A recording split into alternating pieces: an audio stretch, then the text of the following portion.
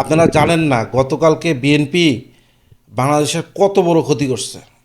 এটা এখন বুঝবেন না, খুব দ্রুত বুঝবেন, তবে এখনই বুঝবেন না। 2 বছর যাক, তখন বুঝবেন। আল্লাহ না করুক 1 বছর যাক, তাতেই বুঝবেন।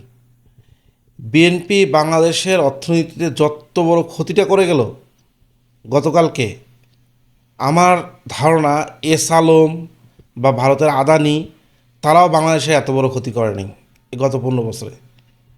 ইভেন আওয়ামী লীগও অর্থনীতির মনে হয় সরাসরি একদম ইচ্ছাকৃতভাবে এত বড় ক্ষতি করে নাই যত বড় ক্ষতি গতকালকে হয়েছে। আপনি বিএনপি করেন, আপনার একটা রাজনৈতিক মতাদর্শ থাকতেই পারে। আপনি জামাত করেন, আপনি আওয়ামী লীগ করেন, আপনি বিপদে আছেন, তার একটা মতাদর্শ থাকতে পারে। কিন্তু আপনি তো বাংলাদেশের নাগরিক। মানে বাংলাদেশের অর্থনীতি যদি কলাপস করে, তাহলে কিন্তু আলটিমেটলি সাফার করবো আমরা লোয়ার মিডিল ক্লাস। এই হাসান এইস মনসুর সাহেব, ইনি কে জানেন? ইনি আইএমএফে 80-র দশক থেকে চাকরি করে আসতেছেন এবং আইএমএফের গুরুত্বপূর্ণ সব পদে ছিলেন। উনি 8টার উপর দেশের ডিজাস্টার ইকোনমির পলিসি সাপোর্ট দিচ্ছেন। উনি বিশ্বের নাম করা অর্থনীতিবিদদের লিস্ট করা হলে ওনার নাম আসবে। বিশেষ করে যেসব দেশের অর্থনীতি ভঙ্গুর অবস্থা তৈরি হয় বা ডিজাস্টার তৈরি হয়, সেখান থেকে বের করে নিয়ে আসা পলিসি ম্যানেজমেন্টে ওনার অনেক অবদান আছে। উনি 60টার উপর দেশে আইএমএফের চিফ হিসাবে ছিলেন এবং আমাদের এই সাউথ রিজিয়নের হেড ছিলেন আইএমএফের দীর্ঘদিন।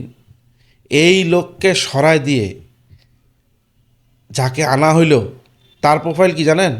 তার প্রোফাইল হচ্ছে, তার বিরুদ্ধে অভিযোগ তিনি দীর্ঘদিন থেকে ঋণখেলাপি।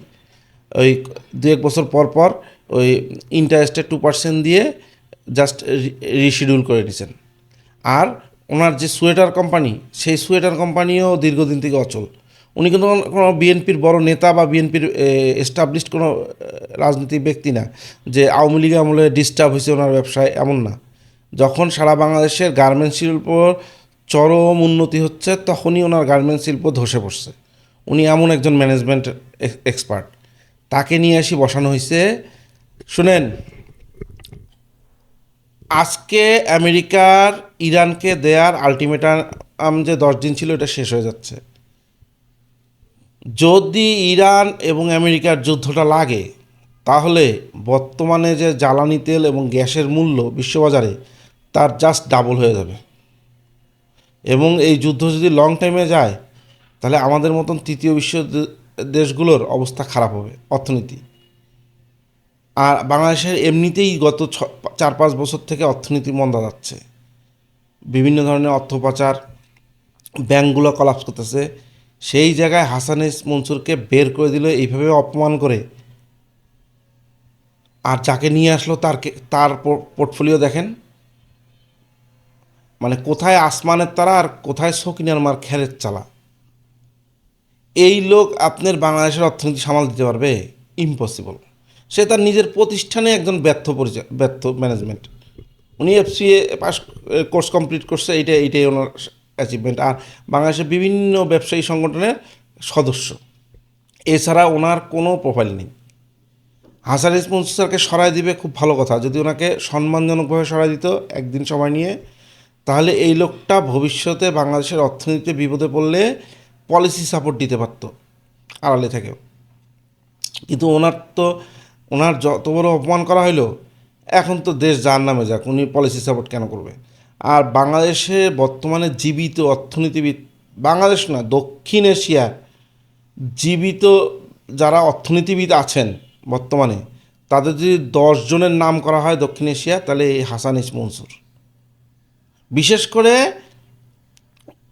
ডিজাস্টার ইকোনমিকে যে পলিসি ডেভেলপমেন্ট এবং সেটা থেকে বের হয়ে আসার বিষয়ে ওনার ভাস্ট নলেজ।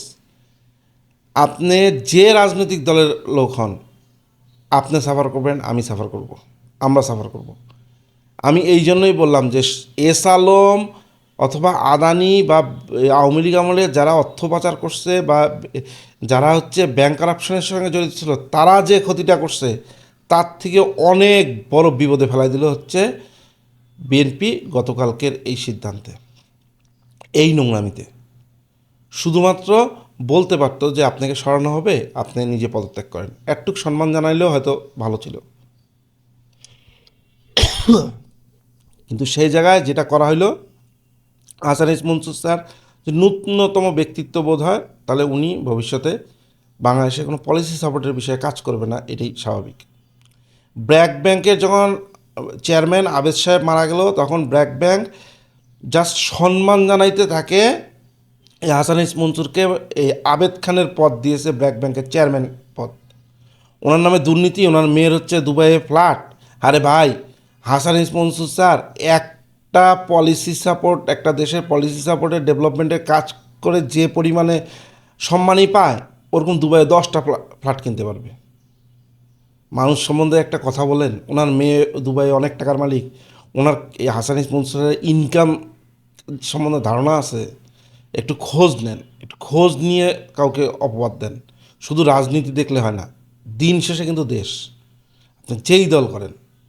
আমি আজকে বলে যাচ্ছি যে বিএনপি যদি আমেরিকা ইরানের মধ্যে কোনো ক্ল্যাশ হয় এবং যদি বাংলাদেশে বিভিন্ন ঋণগুলো ছাড়ে অসুবিধা হয়, মেসাকার তৈরি হয়ে যাবে, মেসাকার অর্থনীতিতে।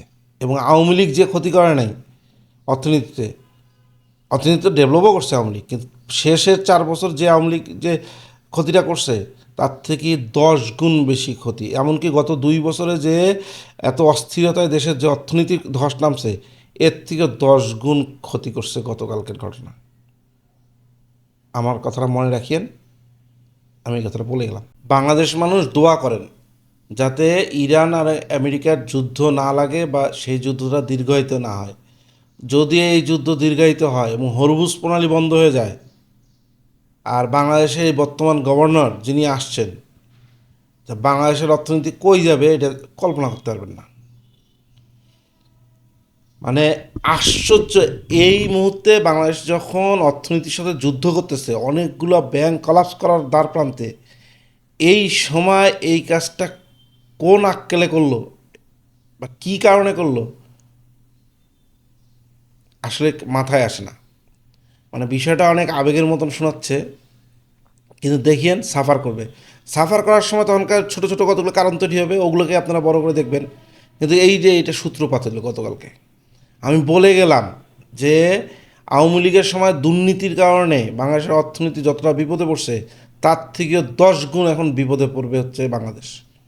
দেখেন, হ্যাঁ হবে কি জানেন, আবার এটাও বলে দিচ্ছি, আগামী 1 বছর বা 1.5 বছরের মধ্যে হয়তো ওই যে ঋণ ছাড় হবে কিছু মেগা প্রজেক্টের, তাতে কিছু ডলার আসবে, তাতে একটু মনে হবে যে আরে রিজার্ভ তো বাড়তেছে।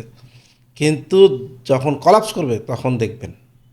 আর যদি হরমুজ প্রণালী বন্ধ হয়ে যায়, বেশি না 3 মাসের জন্য যদি বন্ধ হয়, তাহলে বাংলাদেশের খবর আছে, ভালো খবর আছে। এবং বিএনপি ঠান্ডা মাথায় একদম সুন্দর বসে সিদ্ধান্ত নিয়ে দেশের এত বড় ক্ষতিটা করে গেল।